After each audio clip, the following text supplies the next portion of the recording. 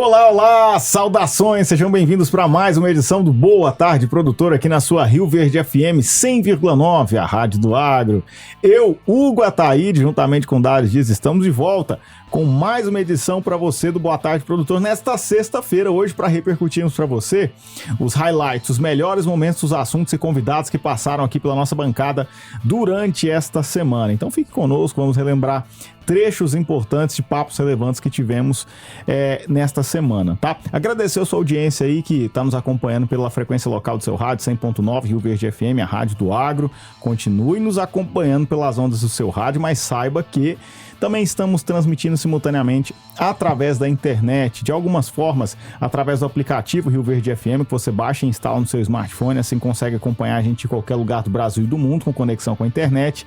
Agora, se você quer, além de nos ouvir, nos ver também, o seu lugar é lá no nosso canal no YouTube. Então digita na barra de busca Rio Verde FM, não tem erro, o primeiro resultado já vai ser o nosso canal, você vai clicar em cima, vai verificar antes de tudo se você está inscrito no nosso canal, tá? Inscreva-se, gente, dá essa moral pra gente, inscreva-se, ativa o sininho para não perder nenhuma novidade dos conteúdos que nós fazemos aqui na Rio Verde FM, sobretudo no programa Boa Tarde Produtor. E através desta transmissão simultânea ao rádio que nós estamos fazendo no YouTube, que você participa aqui da nossa bancada, sabia disso? Deixando a sua crítica, o seu comentário, a sua sugestão de pauta, de convidado, lá nos comentários do YouTube.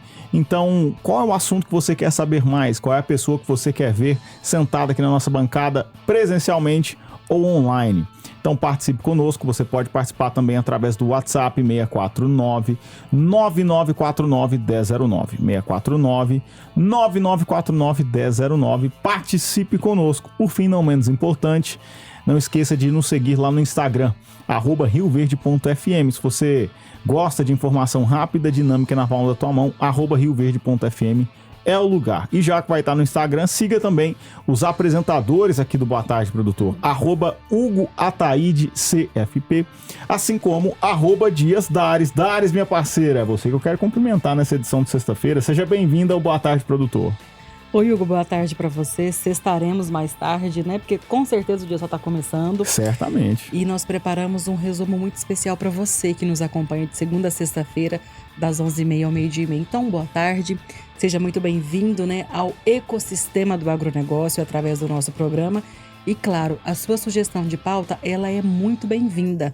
Você pode mandar sugestões para nós através do 649-9949-1009, porque te lembrando que aqui no Boa Tarde Produtor você tem vez e também tem voz. Então seja bem-vindo e sem delongas, Hugo Ataíde, o que aconteceu segunda-feira no Boa Tarde Produtor, Hugo? Dares, vamos começar do princípio, né? Na segunda-feira no Boa Tarde Produtor nós falamos sobre a evolução do agro brasileiro com o tema do pioneirismo ao agro moderno, a transformação do norte do Mato Grosso.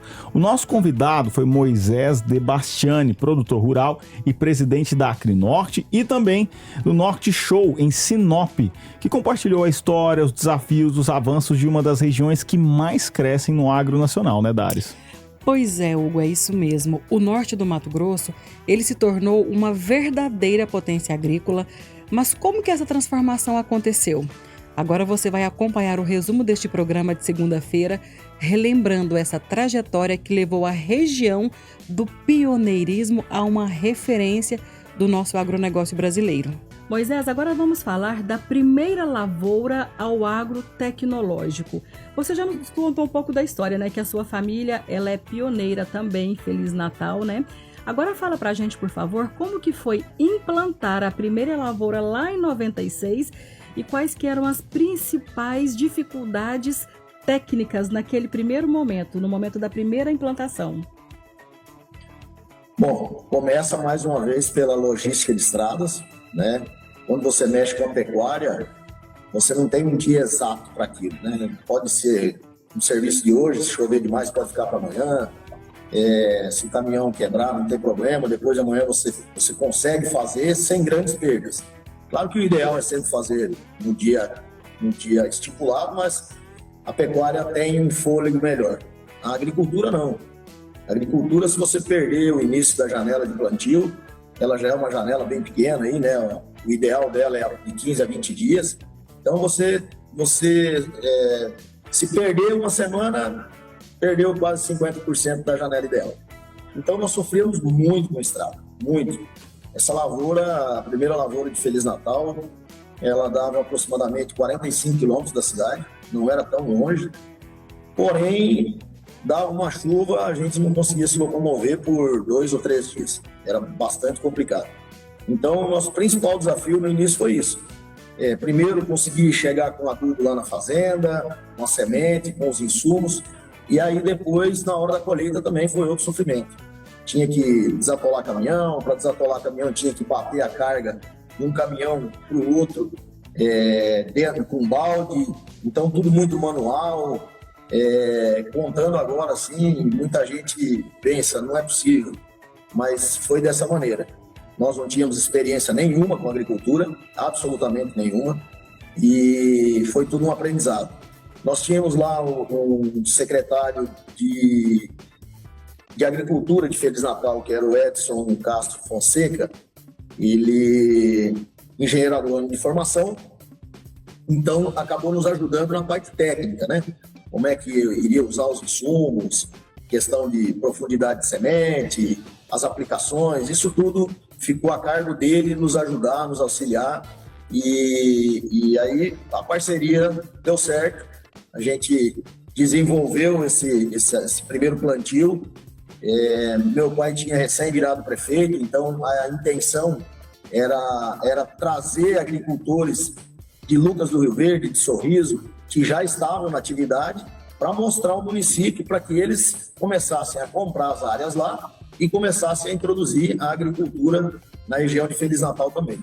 Então, foram muitos desafios, que nem eu falei, a gente não tinha experiência nenhuma, foi tudo do zero, tivemos que aprender tudo do zero, mas fomos aprendendo e, graças a Deus, daquela época para hoje mudou muito, né? Nós temos asfalto até em Feliz Natal, Feliz Natal tem asfalto para frente, mais 20 quilômetros para uma estrada, mais 10 quilômetros para outra, em outra direção.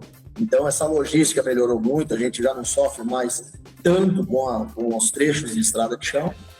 E armazém também, nós tínhamos que levar o produto para outra cidade, tinha que levar até na cidade de Vera, que era a cidade mais próxima, que era o único armazém que tinha na região para poder receber esse soja e ser secado lá, padronizado, para depois vender para frente.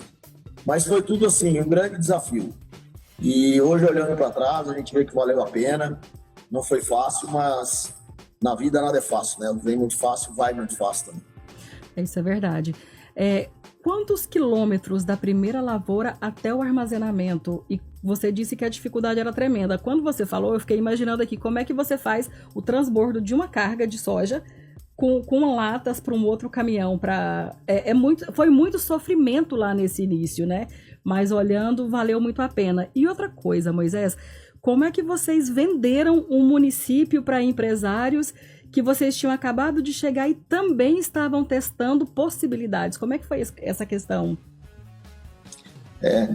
Respondendo a primeira pergunta, a primeira lavoura que a gente fez em Feliz Natal, até chegar no armazém dava aproximadamente 55 quilômetros. Era da fazenda para sair aí uma estrada na MT 225, Feliz Natal ficava para a esquerda, Cidade de Vera ficava para a direita. Então nós tínhamos que voltar para a Cidade de Vera para levar esse produto lá. Então, para a fundação do município, meu pai tentava levar mais pessoas para lá, que pudessem levar empresas, que pudessem montar serrarias lá. Então ele vinha em Sinop, a gente já tinha um contato muito bom, muito forte com o pessoal aqui, e ele começou a doar pedaços de terra lá em Feliz Natal para que a pessoa fosse montar a madeireira lá. Então ele cortou uma estrada, uma rua, quase na divisa da nossa área, e ele cortou tudo em chácaras de 1 hectare. Então ele doava essa chácara para os madeireiros, para eles saírem aqui de Sinop e montar, ou levar a madeireira, ou levar uma filial deles para Feliz Natal. Com isso, o cara ia lá, montava a serraria, nós tínhamos um posto de combustível, não existia a energia de Leão, então ele vendia combustível para essas madeireiras e vendia terrenos para construir as colônias das madeireiras. Então uma coisa puxava a outra. E assim ele foi viabilizando. No início começou dando essas chácaras, dando terrenos, depois quando a coisa engrenou, então isso se tornou um negócio. Aí nós fizemos a colonizadora Debastiani, que está lá até hoje, que vende os terrenos da cidade. Então, nós levávamos agricultores para lá, levávamos madeireiros para lá, donos de mercado, farmácia, tudo meu pai tentava puxar ele, logicamente, um grupo de pessoas, né? Não era somente ele. Tem vários pioneiros que ajudaram muito o Feliz Natal a acontecer, né? Então, esse pessoal todo fazia esse trabalho de levar gente e mostrar que a terra lá era muito produtiva, que a madeira lá era muito boa, então tinha muita madeira, até hoje tem muitas madeireiras ainda, e isso tudo foi acontecendo nesse sentido, levando de fato pessoas para lá que tinham interesse em crescer, em começar uma vida da mesma maneira que a gente começou. Ô Debastiani, olhando lá no passado e hoje, o que mais revolucionou a agricultura nestes anos, na sua opinião? Máquinas, genética ou gestão? Eu acho que é um conjunto, né? É um conjunto. A gestão mudou muito, a gente passa por inovação aí com muita frequência, né? Não, a fazenda não é mais aquela situação de pôr um boi lá e deixar ele 4 anos para ficar pronto para abater. A lavoura produzia-se 40 sacas de soja lá atrás, também não é mais, né? Hoje o custo para produzir aí um hectare de soja passa de 50 sacas por hectare. Então, a tecnologia embarcada nas máquinas é muito grande. Hoje tem máquinas que você não precisa mais chamar o mecânico da concessionária para dentro da fazenda. Ela já tem a Starlink acoplada à máquina e o mecânico acessa remotamente lá da concessionária, ele faz os ajustes necessários para a máquina. Então, quando o mecânico vem, ele vem para trocar rolamento, correia, né, peças, mas a parte tecnológica da máquina, ela já é feita toda remotamente. Então é isso, é gestão, infraestrutura de estrada, infraestrutura de armazenagem. Hoje nós temos armazém dentro da fazenda. Então, antes eu precisava rodar até 100 quilômetros do final da rodovia da soja lá em Feliz Natal até a cidade dá 100 quilômetros. Eu precisava fazer 100 quilômetros aí, tudo estrada de chão. O caminhão demorava 10, 12 horas para sair da fazenda e chegar na cidade. Hoje nós temos unidade dentro da fazenda, então o talhão mais longe aí dá 8 quilômetros, 9 quilômetros. Isso tudo facilitou muito. Então, é uma somatória de coisas. Eu acho que passa por tudo. Tecnologia embarcada nas máquinas, a gestão, que teve que mudar muito. Realmente é uma empresa a céu aberto. Isso. E a genética também faz toda a diferença na produtividade da lavoura, né? A genética também, claro. Tinha esquecido de pontuar ela. A genética atualizou demais, né? Tanto na soja, milho, arroz, em tudo. Essas médias que eu falei de 40 sacas quando a gente iniciou, hoje, esse ano, nós tivemos uma média lá de 70 sacas. Tem talhões que chegam a 80, mas aí é aquela história, tem talhão de 80, mas tem talhão de 60. Então, média geral de fazenda, 70 sacas na nossa região, é muito bom. Nós temos uma tecnologia hoje das sementes aí que mudaram demais, né? Em algumas regiões do país, tem gente falando já em 90 sacas de soja. Então, eu acredito que isso tudo, como eu falei, ano após ano, a gente tem que estar se atualizando para acompanhar essa modernidade toda que vem, né? Moisés Debastiani, muito obrigada por estar conosco no Boa Tarde Produtor e seja sempre muito bem-vindo. E boa sorte também, porque a Norte Show ela acontece no final do mês de abril, Hugo. É verdade, hein? Final do mês de abril já tem mais uma feira e mais um grande evento voltado para o agronegócio. Nós somos convidados, né? Fomos convidados, exatamente. Quem sabe, né? Uma possibilidade. Quem sabe? Tomar um cafezinho, 2 dedinhos de prosa, não mata ninguém, né? Exato. Ô Dares, hoje é sexta-feira, é o dia de quem? Da atualização da previsão do tempo com o doutor Fernando Cabral, ele que você já o conhece, é coordenador de inovação tecnológica no SEAGRE, o Centro de Excelência em Agricultura Exponencial. Vamos acompanhar. Olá, amigo produtor, ouvintes da rádio. Eu me chamo Fernando Cabral, sou pesquisador no SEAGRE, o Centro de Excelência em Agricultura Exponencial, e trago para vocês a previsão do tempo para essa nossa continuidade da semana aqui no Sudoeste, no Sul e no Oeste do estado de Goiás. Bom, pessoal, a gente mantém aí, né, e continua tendo a previsão da ocorrência de chuvas aqui para o nosso final da semana, né? Essa semana aí de feriado, né? Esse final de semana com parte de feriado. E bem como também para a semana que vem, né? Semana essa nossa da Tecnoshow, tá? Vale destacar que é um período com essa previsão de ocorrência de chuvas, tá?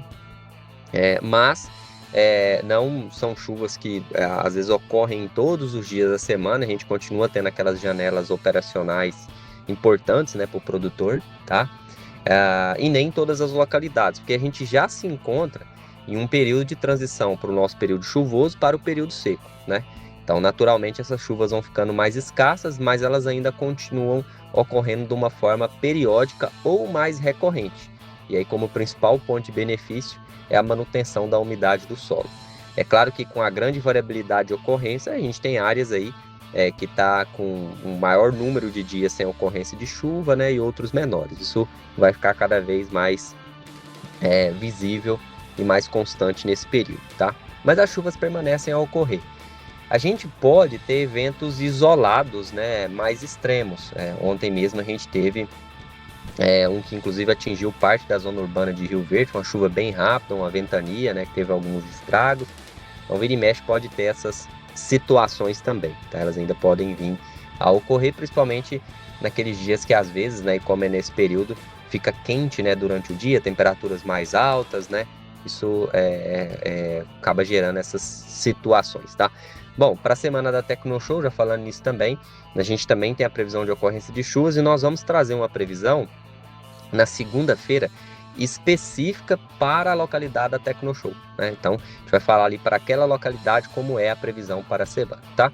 Mas então é isso, chuvas continuam a ocorrer, mas já nesse período de transição para um período mais seco aqui na nossa região, tá bom?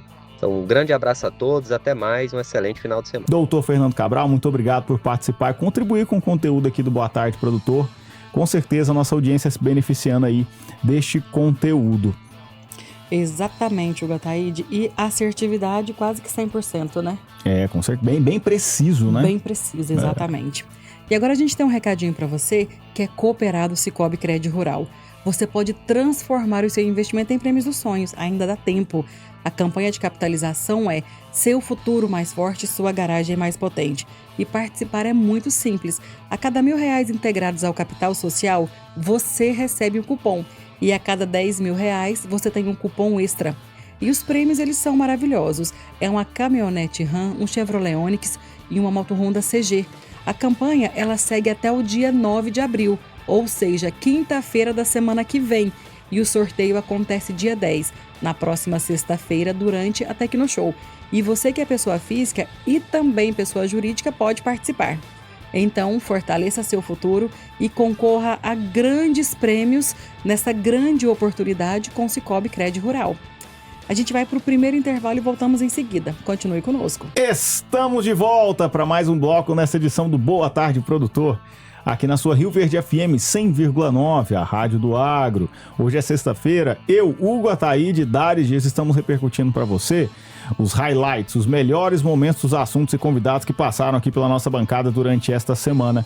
E Dário, sem delongas e já dando continuidade aqui ao nosso assunto, né, o nosso resumão da semana, na terça-feira, o Boa Tarde Produtor trouxe um tema importante para o produtor rural, né? PRODES e a regularidade ambiental no acesso ao crédito rural. Regra que passou a valer a partir do dia 1º de abril de 2026, né? Então já está vigorando, gente. Recebemos o advogado Heráclito Igor Noé, especialista em direito do agronegócio, que explicou o que muda na prática e os cuidados que o produtor precisa ter para não ter restrições no financiamento, né, Dáris? Isso mesmo, Hugo. E eu diria que foi uma bela de uma consultoria do que fazer e como se prevenir, né? Como o Hugo já bem disse, é um assunto que exige muita atenção para você que trabalha no campo. A regularidade ambiental agora passa a ter impacto direto no seu crédito rural. Então a gente vai relembrar os principais pontos dessa conversa com o advogado Dr. Heráclito Igor Noé sobre as novas exigências desse sistema, né, do PRODES, e o que o produtor rural precisa fazer a partir desse mês de abril. Vamos acompanhar o resumo. E vamos entrar então no mérito aqui deste bloco, né, Dáris, de falarmos sobre o que muda no crédito rural com essa nova regra que começa a vigorar a partir de amanhã, né? Doutor Heráclito, a partir de hoje, aliás, amanhã, melhor dizendo, né, 1º de abril de 2026, Isso. entra em vigor uma nova regra que conecta o crédito rural à questão ambiental. Para quem está ouvindo no campo, o que mudará na prática?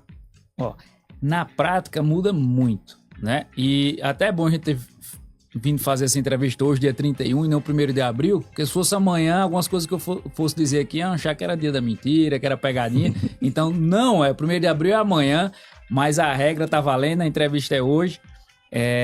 E o que é que acontece? A gente sabe que é uma pauta nacional e mundial a questão da sustentabilidade, né? Você produzir com adequação e respeito às normas ambientais. E isso já vem sendo uma evolução gradativa. Não é novidade para ninguém, nem no agro, nem em outros setores da economia nacional e mundial. Acontece que essa nova norma, essa nova resolução que vai começar a vigir a partir de amanhã, ela vai trazer uma atuação no sistema chamado PRODES. Ele já está em funcionamento há um certo tempo, só que a forma vai mudar com relação a bloqueios e embargos relativos a crédito rural. Como assim? Hoje esse sistema já atua, ele já sinaliza algumas situações de supressão de vegetação ali nativa e tudo mais, mas de uma forma a posteriori, ou seja, você tem um crédito rural, tem operações já no banco, e aí durante isso pode ter alguma sinalização de irregularidade e o banco lhe notificado, tá apontando isso, a gente precisa comprovar a regularidade ambiental, você vai lá, apresenta a documentação e tenta resolver o problema, né, e continuar ali operando com o banco. A partir de 1º de abril, vai ter uma inversão um pouco disso. Bloqueia primeiro, pergunta depois. Ou seja, vai vigorar um bloqueio automático. Na medida em que você vai atrás de um recurso no banco, um financiamento e custeio e tudo mais, e o PRODES sinalizar que houve uma supressão de vegetação nativa naquela região, na sua propriedade rural, o sistema primeiro vai impedir. Aqui tem uma sinalização que houve uma supressão aí após 2019 da vegetação nativa lá. Mas eu tenho K, eu tô regular, eu suprimi, mas eu tenho a licença, foi uma supressão legal, autorizada pelo órgão ambiental. O sistema não faz essa diferenciação. E aí é o primeiro ponto e o principal ponto crítico. O sistema sinaliza que houve uma mudança na supressão nativa ali naquele período. E aí bloqueia a primeira operação para depois você justificar. E aí onde está, digamos assim, a primeira crítica que se faz e o primeiro alerta. Né? Você não vai ter uma chance de apresentar uma defesa para antes do bloqueio existir. O bloqueio vai existir primeiro, porque é um sistema automático, mas que não faz a vinculação entre a supressão e as licenças, entre a supressão e uma regularidade ou um procedimento que está tramitando no órgão ambiental. E aí você tem que ter muito cuidado, fazer uma análise realmente preventiva disso, porque vai começar a surgir algumas inconsistências aí, mesmo que em tese você esteja regular. E como é que funciona esse PRODES? Como é que faz essa busca preventiva, esse olhar preventivo na propriedade para evitar esse bloqueio automático? E bloqueado, doutor, como é que faz para se defender? Aí onde está. Hoje, muita gente acha que eu tenho K da área, eu estou regular. Primeiro ponto, o K é um sistema de autodeclaração. Então eu vou lá, preencho, eu ou o profissional, enfim, que pode ter sido contratado pelo produtor rural, faz a declaração do K e joga isso no sistema.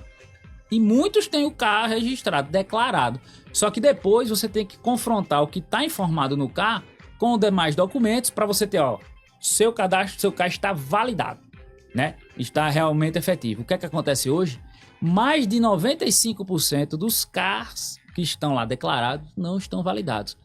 Hoje o percentual é de aproximadamente 4% dos caras estão efetivamente, digamos assim, homologados. Ou seja, não só declarados, mas que cumpriram todos os requisitos e não tem problema. Os outros 96% tem alguma inconsistência, falta apresentar alguma documentação complementar para aquilo estar homologado. E isso é feito por órgãos públicos. E esses órgãos estão com um atraso muito grande nisso daí, né? E aí o produtor vai acabar algumas vezes sendo penalizado porque o seu carro não foi homologado ou o erro não foi apontado ainda para você corrigir pelo órgão ambiental, e aí que tá lenta a coisa e você acaba pagando parte do preço disso, né? Você apresentou a documentação, não foi homologada ainda ou não foi pedida a correção, e aí você tá achando que tá tudo normal, e aí vai tomar um susto quando vir que isso não aconteceu. né? Esse é o primeiro passo. É o primeiro ponto que a gente deve ter atenção nisso daí. Muita gente diz, tem o CATA, ok, e não está. E como que funciona esse PRODES, né? Você falou que ele é um sistema, ele é um satélite, eles são drones, são fiscais que ficam itinerantes aí, como que funciona isso? É um sistema de monitoramento via satélite, né? Ele foi criado pelo INPE, e você pode ter acesso, inclusive, não precisa ser a instituição financeira, você pode online ter acesso a essas informações. E essa é uma das ideias, é o quê? Procurar assessorias que façam esse trabalho ambiental para que eles possam consultar o sistema PRODES e já identificar, o PRODES já está apontando aqui alguma irregularidade. É melhor a gente já procurar o órgão, apresentar a documentação necessária, tirar essa irregularidade do sistema para que quando o banco venha consultar, não dá problema. Por exemplo, você já fez agora a safra, pegou o custeio, mas está preocupado com a safra 26, 27. Já consulta, procura uma assessoria especializada, consulta o sistema PRODES, vê se está apontando alguma irregularidade para dar tempo você ir lá e corrigir antes que você vá tomar o crédito no ano que vem. Porque para não deixar isso para a última hora. Esse é o principal meio. Como ele é um cadastro do INPE, você tem como consultar isso preventivamente e já ver se tem alguma inconsistência no sistema. Ou seja, de repente ele está, de certa forma, irregular, não porque tem irregularidade da propriedade, mas é porque ainda não foi atualizado no sistema, né, doutor? É bom deixar isso muito claro para o nosso ouvinte. O sistema ele tem uma limitação. Como ele é online, o que é que ele vai verificar? Ele vai verificar, dando um exemplo aqui a grosso modo, em março de 26, a imagem do satélite, a foto do satélite mostrou a área lá com aquela vegetação. Você vai tomar um custeio para safrinha, por exemplo, em junho. O sistema vai acusar, entre março e junho, houve uma supressão de mata aqui nessa região. Pum! Tem uma possível irregularidade, bloqueia. Aí você vai ter que provar, não tá irregular. Eu tinha uma licença para desmatar uma área tal, eu fiz um manejo de pasto degradado, tem autorização legal. Só que o sistema não pergunta antes. Primeiro ele bloqueia para depois você ir lá e mostrar as licenças, que estava regular, para dar baixa naquele embargo, digamos assim. Só que isso vai demandar tempo e vai demandar um desgaste ali de energia para você provar isso. E se o órgão atrasar um determinado laudo, uma determinada autorização, o banco demorar com essa análise interna para desfazer aquele embargo, aquele bloqueio, e aí você vai ter problemas. Então, quanto antes você buscar regularizar isso, melhor. Quanto antes você tiver essa documentação para poder ser mais ágil nisso, né?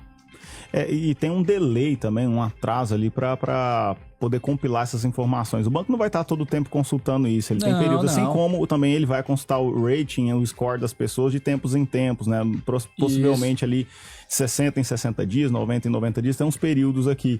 Mas aí que vem a pergunta, doutor. E vamos ser enfáticos aqui.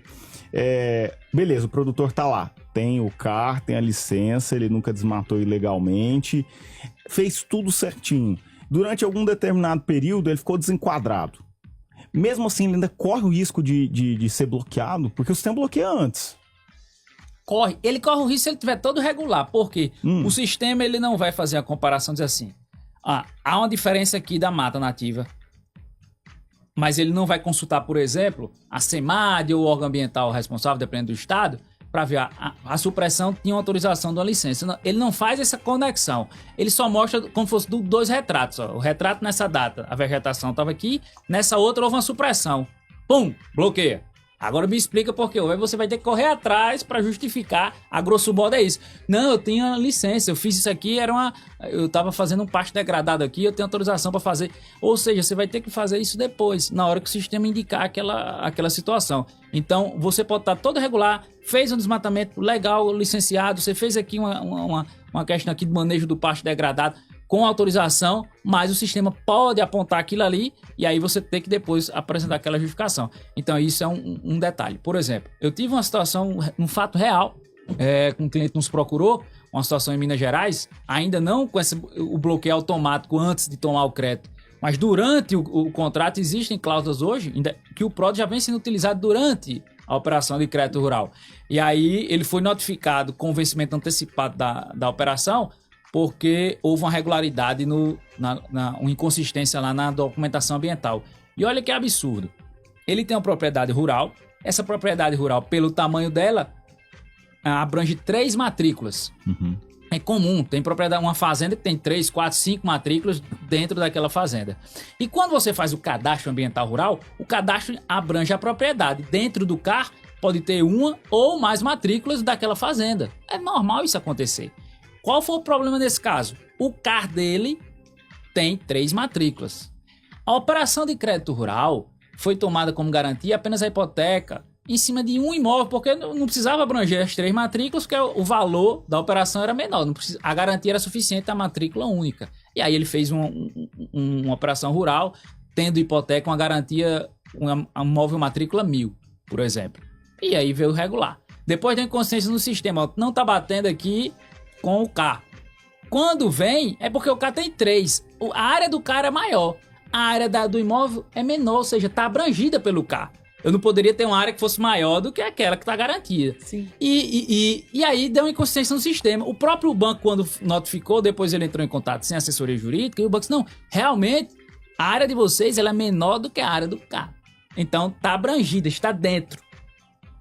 Estaria em tese regular, ok, não é uma área extra abrangida pelo CAR, mas por problemas aqui burocráticos o sistema está dando essa inconsistência, tem que ter uma correção aqui interna, mas enquanto não teve a correção interna, ele foi negativado e a operação tida como vencida. Aí você tem que entrar com ação judicial para mostrar, eu tenho uma abrangência aqui de 10 mil hectares, a área aqui é só de 2 mil, que está dentro do CAR do todo. É uma parte do todo que está aqui, não tem consistência nenhuma, não houve uma matrícula diferente, não é imóvel que está fora, que não está regular, é só uma questão que o sistema leu e automaticamente bloqueou e deu o vencimento. Aí você tem que entrar na justiça para provar algo que você está vendo ali que está regular, mas que houve uma incompatibilidade no sistema, tem que corrigir internamente. O próprio banco, num comunicado ao cliente, reconhece que é um erro gerencial do sistema lá, mas houve o erro, e aí? Você está sendo prejudicado. Doutor Heráclito, muito obrigada pela sua participação conosco no Boa Tarde Produtor e seja sempre muito bem-vindo. E a gente vai para mais um intervalo e voltamos em seguida. Continue conosco. Estamos de volta para mais um bloco nessa edição do Boa Tarde Produtor aqui na sua Rio Verde FM 100,9, a Rádio do Agro. Hoje é sexta-feira, eu, Hugo Ataíde, juntamente com Dário Dias, estamos repercutindo para você os highlights, os melhores momentos, os assuntos e convidados que passaram aqui pela nossa bancada durante esta semana. E já dando continuidade, né, Dário, você já parou para pensar que na próxima semana, a partir de segunda-feira, dia 6 de abril, já começa a Tecnoshow? Parece que foi ontem que a gente participou da última edição, né? Exatamente, Hugo. E passa tudo muito rápido e com certeza 2026 será uma outra feira, uma outra estrutura completamente diferente e com certeza com muita tecnologia embarcada. E nós estaremos lá, né, Dáris? Com certeza, de segunda a sexta-feira fazendo o nosso programa de lá e, claro, levando comunicação para as pessoas que estão na feira e também para quem deseja participar da feira. E na quarta-feira, o Boa Tarde Produtor dessa semana abriu os bastidores da Tecnoshow Comigo 2026 com o tema Como Nasce uma das maiores feiras do agro brasileiro. Nós recebemos ao vivo aqui no estúdio da Rio Verde FM Eduardo Rara, coordenador de palestras, Ubirajara Silva Oliveira, coordenador de paisagismo, e Edmilson de Carvalho Alves, coordenador de infraestrutura da Tecnoshow, que mostraram como o planejamento, a organização e o trabalho em equipe dão forma a um dos maiores eventos do agro nacional, Dáris. Hugo, é isso mesmo. E a Tecnoshow Comigo, ela vai muito além do que o público vê durante 5 dias, né? Segunda, terça, quarta, quinta e sexta. Nós falamos sobre uma programação que mostra bastidores, preparação, né? Como é que é feito tudo, como é que é tudo pensado. E detalhe, além de estar tudo pronto, a manutenção acontece todos os dias durante a feira também. A gente até falou com o Edmilson, porque sempre que a gente anda pouco na feira por conta da correria da comunicação que a gente faz. Mas sempre que a gente vai para algum lugar, que seja para almoçar, que vai no banheiro, que vai dar uma volta para tirar uma foto também, que a gente também não é de ferro, né? Tem que repercutir. A gente esbarra em algum deles trabalhando. Sim. Sempre tem alguém. Ou alguém da equipe, né? Todo mundo uniformizado, devidamente identificado, né? É incrível. E apto para dar qualquer tipo de informação que qualquer pessoa precisar. Sim. É super interessante a forma que eles trabalham. Então nós vamos falar sobre esses bastidores. Você vai entender um pouquinho que essa estrutura, ela começa a ser montada, bem antes da feira acontecer. Vamos ao resumo do programa. O Brasil inteiro conhece a Tecnoshow. Mas na opinião de vocês, né, Edmilson, Eduardo, Birajara, o que é a Tecnoshow? Hoje a feira é técnica ou é um motor econômico para o agro? Vou começar ouvindo aqui o Eduardo. Eu acho que as duas coisas, né? Tanto a parte de negócios, que é importante, né, para que é o momento que o produtor toma decisões para compra de insumos da próxima safra, toma informações, né? A gente sempre preza por informações para que ele tome decisões comerciais, estratégicas assertivas, né? E é um ponto também de conexão das pessoas, né? O network, de difusão e geração de tecnologia, né? Que as pessoas vão poder compartilhar e muita coisa nova nesse ano. Então, a Tecnoshow é tudo isso aí. E puxando a sardinha para o nosso colega Bira, né? Nada disso aí, tudo isso aí tem que também ter todo presente tem que ter uma boa embalagem, né? Isso. Que é contemplada por todo o trabalho que o Bira faz de floricultura. Edmilson? É isso aí, eu concordo. O Eduardo acho que falou tudo. Isso aí são as duas coisas, né? O trabalho é feito para que aconteça as duas coisas ao mesmo tempo. Né? Tenha conhecimento, tenha bons negócios. E mesmo o network é bom pelo seguinte: esses negócios não são feitos só dentro da feira, ele é feito durante todo o ano. A gente tem relato de expositores assim, que depois que passou a feira, durante todo o período do ano, ele acabou fazendo negócio, acabou crescendo a sua empresa. E para a região também isso é muito importante, né?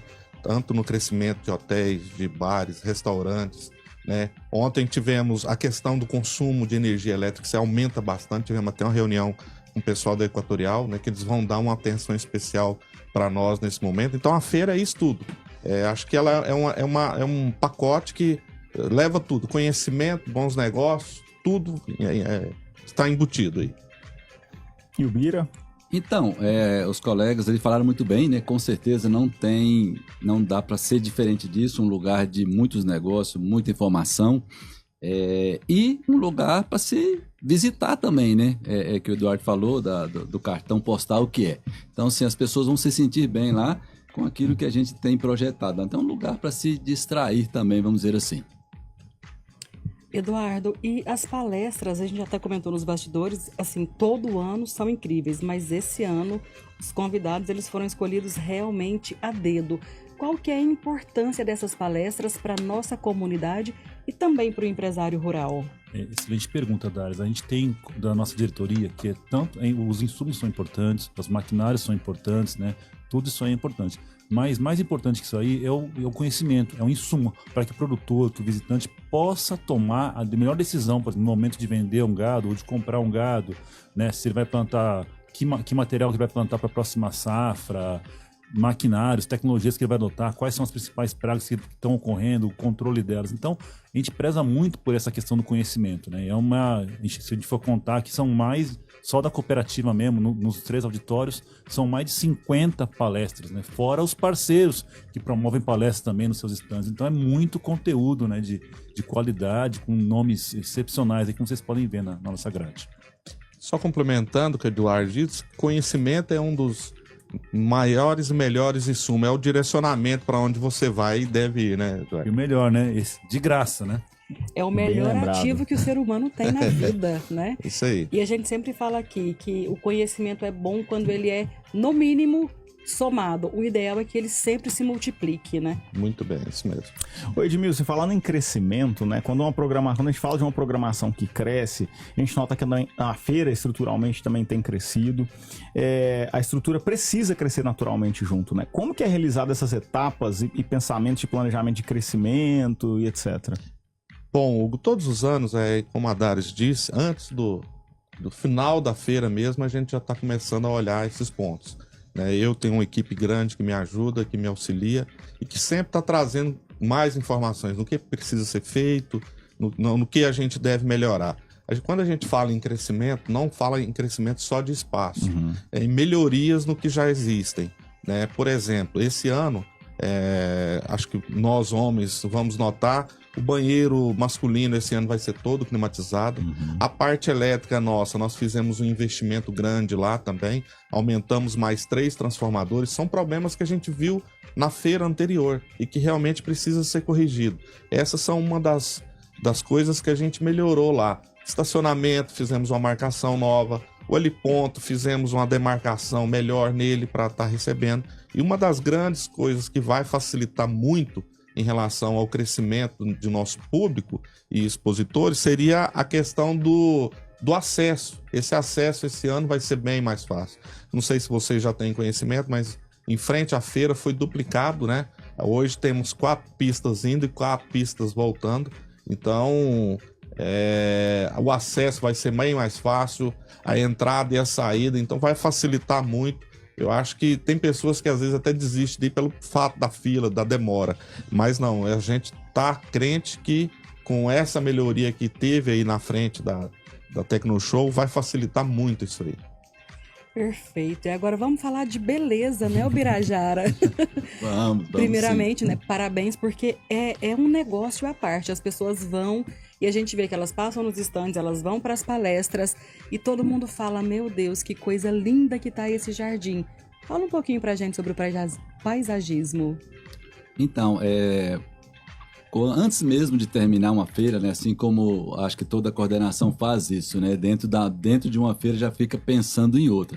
E no nosso caso não é diferente, sabe? Nós vamos pensando e observando aquilo que mais deu certo e já se programando para uma feira, para uma próxima feira. Então ali a gente trabalha na tentativa de buscar novas flores, novos materiais genéticos, novas decorações. Então, assim, e juntamente com a equipe, né, assim que termina uma feira, a gente já se reúne para conversar aquilo que mais deu certo e buscar. E quando a gente vê o público se interagindo com os jardins, isso é fantástico, isso é fundamental. Então, assim, você vê, você sente o porquê daquilo, sabe? Então, é maravilhoso, muito bonito mesmo. E a perguntinha que não quer calar, o Bataíde. Tem distribuição de mudas esse ano, Ubirajara?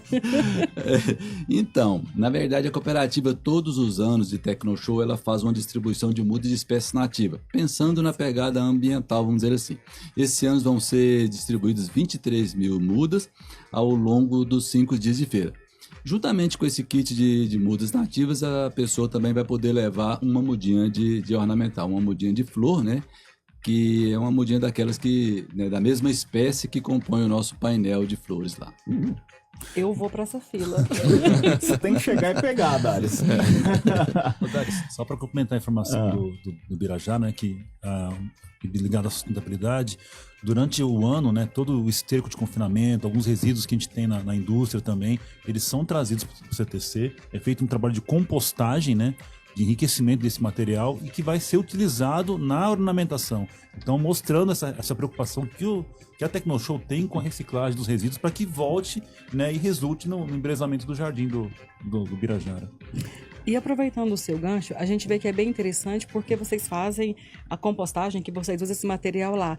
Mas a gente também, enquanto visitante, a gente anda pela feira e a gente quase não encontra coisas jogadas no chão, papel, uma sujeira, nada, porque como a gente vê que tá tudo muito limpo, muito organizado, a gente pensa 2 vezes se vai jogar alguma coisa no chão ou não.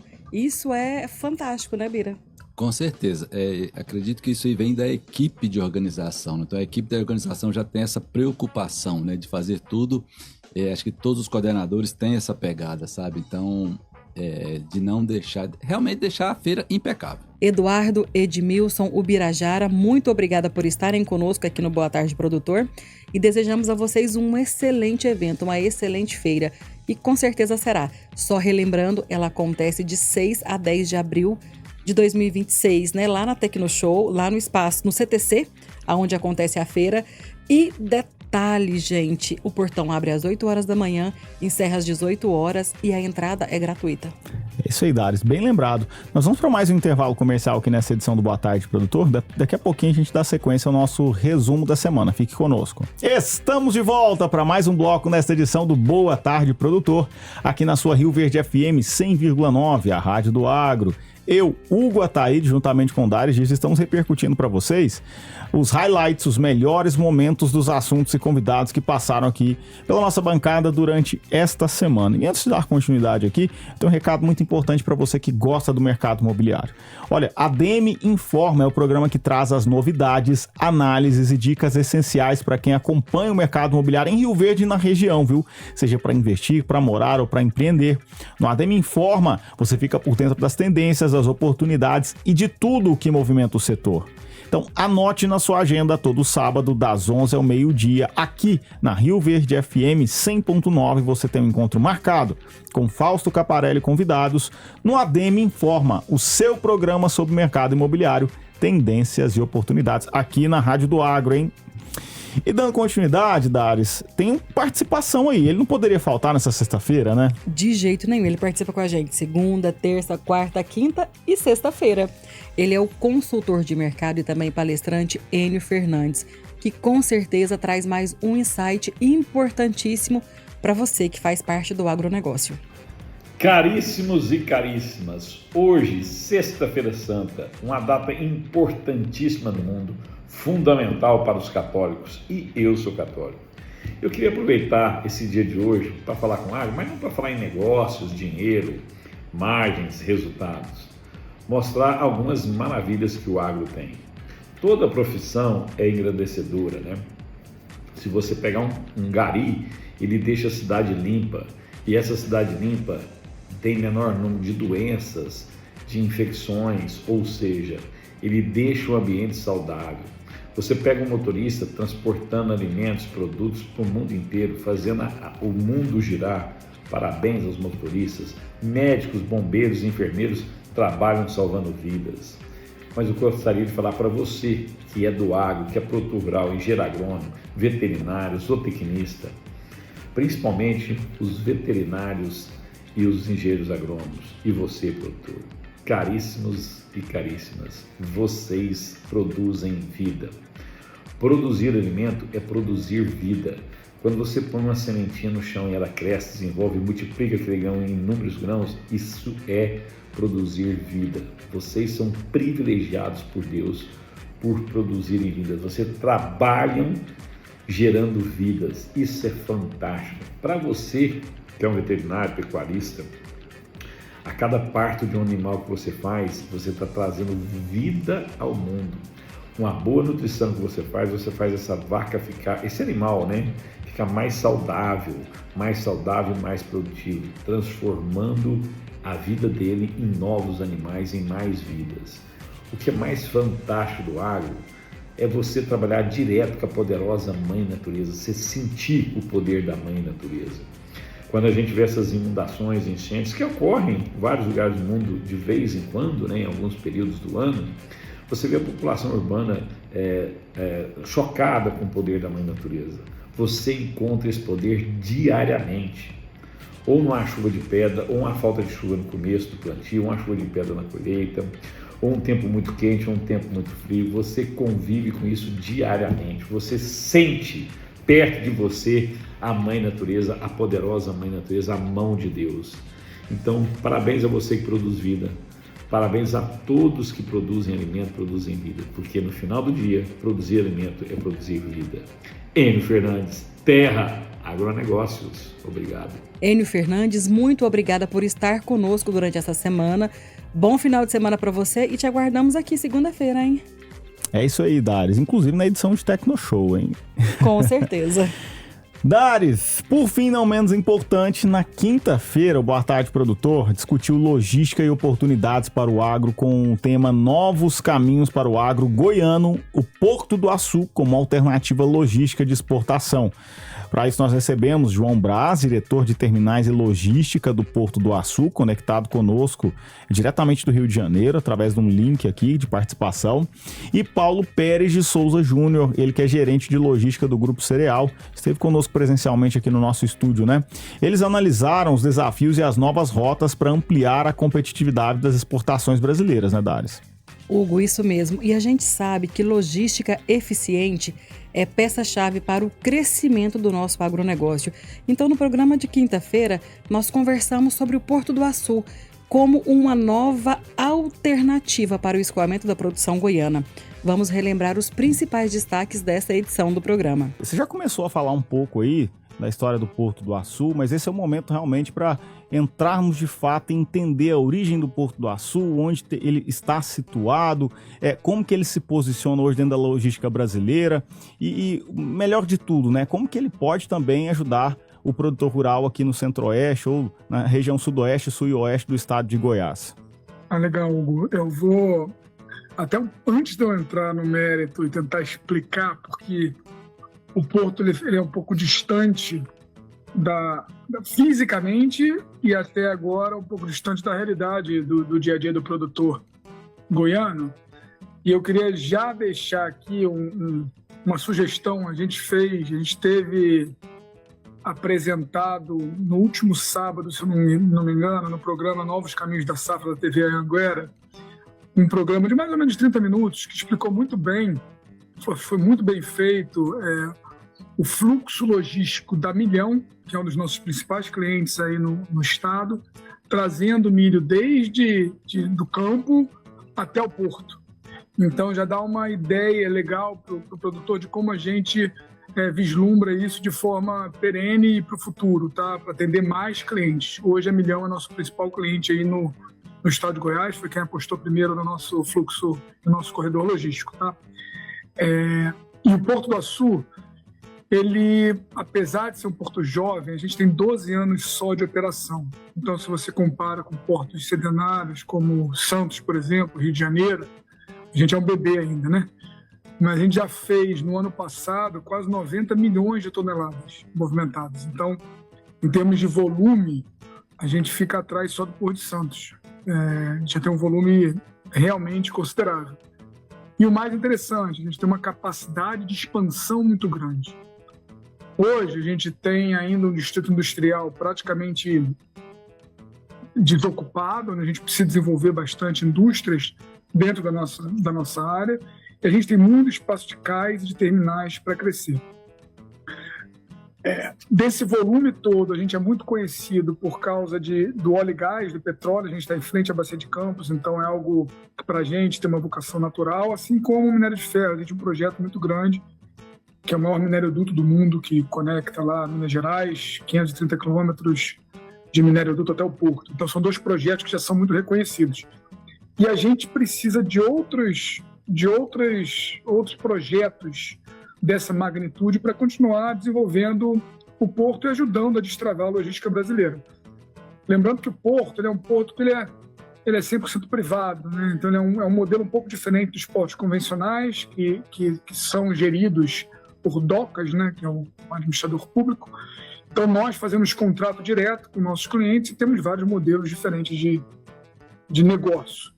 Então a gente opera nesses 12 anos numa taxa de crescimento muito avançada. A gente cresce a mais de 20% ao ano no crescimento composto da nossa movimentação. E a gente tem projetos diferentes para cada segmento de atuação. Então, o segmento do agronegócio é a nossa principal aposta para o crescimento dos próximos anos. Já tivemos ondas de crescimento, o óleo e gás é uma delas, minério é outra, e agora a gente está apostando muito no crescimento dentro do agronegócio. Aí eu posso falar depois um pouquinho mais dos projetos que a gente tem para o futuro. Mas acho que o contexto principal aqui para essa abertura é informar que a gente consegue, e é um dos nossos grandes diferenciais que a gente construiu para a Milhão, construir soluções direcionadas e dedicadas para cada cliente, justamente por essa flexibilidade que a gente tem, por ser um ente privado dentro de uma área não povoada, uma área fora de centros urbanos. A gente consegue construir soluções bastante interessantes e competitivas para o mercado. Eu até falei com o Hugo aqui, João, que eu acompanhei a matéria na TV Anhanguera sábado, até printei umas telas, mandei para Maria Fernanda e é completamente interessante e muito bem explicado. Parabéns para o repórter que fez a matéria, ficou realmente muito boa.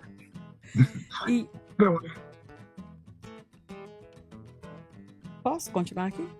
Paulo Pérez, quando nós falamos em exportação agrícola, qual que é o peso da logística no resultado financeiro do empresário rural? O primeiro ponto, quando se fala de exportação, é a atratividade.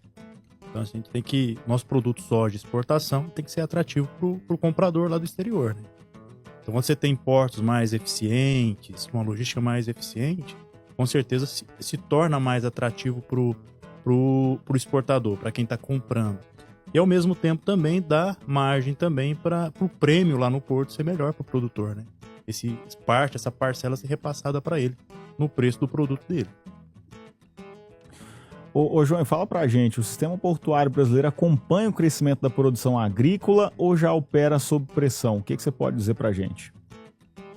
Olha, eu vou te dar até exemplos, né? Para você entender o tamanho da pressão logística que os portos sofrem, a gente pode usar um exemplo que a gente teve aqui no próprio Porto do Açu, né? A gente teve carga vindo de Querência, no Mato Grosso, em caminhão basculante, embarcando num terminal que não é terminal de grãos dedicado, sem carga de retorno. E mesmo assim, fez sentido trazer a carga para o porto. Esse fluxo logístico não deveria existir. Tá? Então, ele existe pelo gargalo portuário em vários outros portos do Brasil e pela falta de infraestrutura para se carregar o grão. Então, hoje a gente tem alguns desafios grandes quando você fala de logística para o agronegócio, né? Eu acho que o primeiro e o mais claro é essa limitação portuária. A gente tem limitação portuária em basicamente todos os portos aqui do Brasil. Por mais que os investimentos aconteçam, por exemplo, o terminal de Itacô ficou em Santos, o investimento e a infraestrutura não acompanham o crescimento da safra, como você colocou. Então, a safra brasileira cresce muito, as exportações crescem muito e a infraestrutura não acompanha. E, para piorar, a infraestrutura portuária, o que é construído no porto, não está casado com o que melhora de infraestrutura em termos de armazenagem e logística terrestre, rodovia e ferrovia.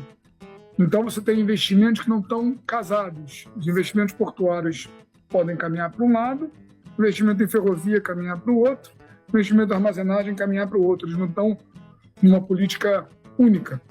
Então, existe um desafio grande que é construir esses corredores logísticos que cobrem tanto a parte portuária como a parte ferroviária, rodoviária, assim como a parte de armazenagem. Tanto a armazenagem nos portos quanto a armazenagem no interior, tá? Porque a gente precisa dos dois tipos de armazenagem. Então, existe um déficit hoje muito grande em termos de capacidade portuária, e aí, ainda mais a capacidade, que a gente chama de capacidade portuária competitiva, que não é apenas ter a infraestrutura no porto. A gente tem que conseguir chegar no porto de forma competitiva e esse custo total, desde de onde o produto é produzido, né? Onde o produtor está plantando sua soja, seu milho, até embarcar dentro do navio tem que ser competitivo. O custo total que a gente tem que analisar. E aqui você tem vários pontos de ineficiência que a gente precisa trabalhar para conseguir que o produtor brasileiro tenha um produto mais competitivo no final, que a gente está competindo com soja dos Estados Unidos, com trigo e milho da Argentina, então a gente compete globalmente, é um mercado dinâmico, né? Então, tem pontos da cadeia logística que a gente precisa trabalhar, e eu acho que o Porto do Açu ele consegue contribuir em alguns desses pontos que combinam com investimentos sendo feitos no interior. E aí, com isso, a gente consegue construir corredores logísticos mais competitivos. João Braz, Paulo Pérez, muito obrigada por estarem conosco no Boa Tarde Produtor e sejam sempre muito bem-vindos. Dares, passou voando essa semana, hein? Muito trabalho, muitos programas realizados, entregues, muitas consultorias grátis iniciadas, muitas respostas atendidas e outras respostas que ainda precisam ser respondidas, Dares. Hugo, literalmente, nós saímos do Mato Grosso e paramos no Rio de Janeiro. Olha só, eu não tinha parado pra pensar, mas sim, a gente começou a semana lá no norte do Mato Grosso, ali no entorno de Sinop, né? Exato. Viemos pro nosso Goiás e terminamos a semana na quinta-feira conversando com o pessoal do Porto do Açu, que desemboca lá no Rio de Janeiro, hein? Exatamente, Hugo. E assim, a gente sabe que o Porto do Açu está fazendo um trabalho espetacular no estado de Goiás, mostrando que pode-se criar novas logísticas para exportação. E detalhe, o porto desenha e flexibiliza conforme a necessidade do cliente.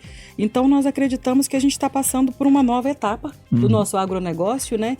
Porque para importar e exportar, você pode ir até o Porto do Açu e com um grande detalhe, o caminhão vai carregado e também traz produtos, ele vai e volta carregado. Como diz o jargão do caminhoneiro, não volta batendo lata.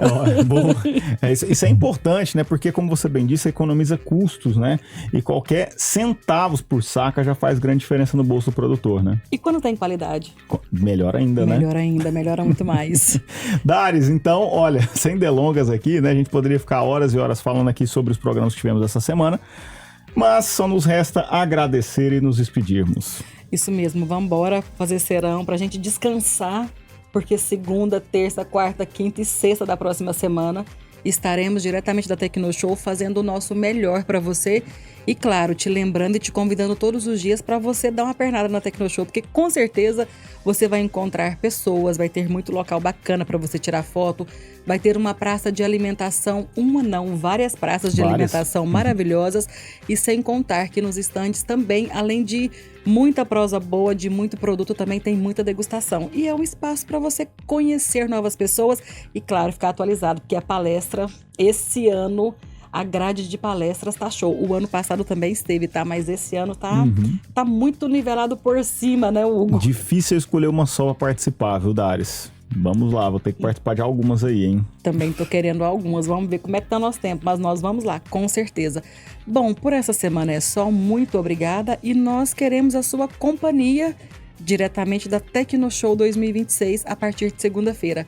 Até lá. Hugo Ataíde, obrigada. Descansa, porque segunda-feira o negócio começa. É isso aí, Dares. Vamos recarregar nossas energias, nossas baterias, para que possamos entregar o nosso melhor durante a Tecnoshow Comigo 2026. Obrigado pela sua parceria durante essa semana aqui na bancada do Boa Tarde Produtor. Dares, agradecer, estender os cumprimentos aí e agradecimentos a todos os convidados que estiveram conosco, os que já estão agendados para a próxima semana nas edições especiais aí da Tecnoshow. Agora, a nossa gratidão maior vai a você, nossa audiência extremamente qualificada, que nos honra muito mais do que somente com seu tempo. Nos honra com a sua confiança e credibilidade diária depositada aqui no Boa Tarde Produtor. Eu, Hugo Ataíde, fico por aqui. Portanto, um ótimo final de semana, bom descanso, Deus abençoe, até lá.